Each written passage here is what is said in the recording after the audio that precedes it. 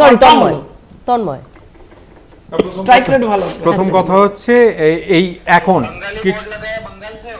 এ আবার কি সিনেমা দেখাচ্ছেন নাকি? দেখো আরে শোনো শঙ্কু শোনো, শুনতে পাচ্ছি না তো দিদি কি বলছে, আমি দেখতে পারি একটু কাছাকাছি কি শো দেখাচ্ছেন? এটা দেখাচ্ছে এই কিছুক্ষণ আগে সুরাতে এটা দেখাচ্ছে যে একজন বাঙালি সেখানে কাজ করেন, সোনার কাজ করেন, তার বোর্ডটা বাংলায় লেখা ছিল, সেখানে গিয়ে পুলিশ বলছে বাংলায় বোর্ড লেখা আছে কেন?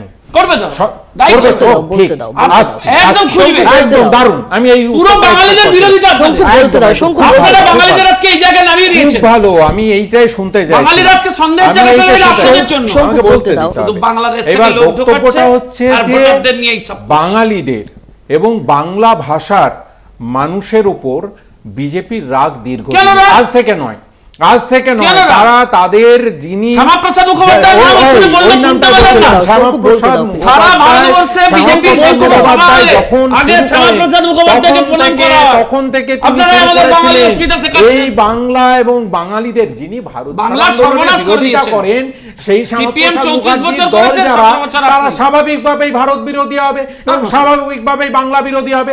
এখন এই বাংলা বিরোধী আমরা যে কোনো রাজনৈতিক দলের ঊর্ধ্বে উঠে প্রশ্ন করতে চাই, কীর্তি আজাদকে বাংলা শেখা লাগে, এটাই বহুত্ববাদ। কীর্তি আজাদকে শেখাবেন বাংলা নয়, কিন্তু বহুত্ববাদ, এই বহরমপুরের আপনার এমপি ওনাকে বাংলা শেখান, মানি বাংলার সিট আপনারা সব বাইরের লোককে দিয়ে বাংলার জন্য প্রেম প্রীতি, এই বহুত্ববাদটাকে মনোজ চিফ সেক্রেটারি হয়েছে কেন? আমি জানতে চাই কেন করেছেন? কেন হবে না? কেন করেছেন?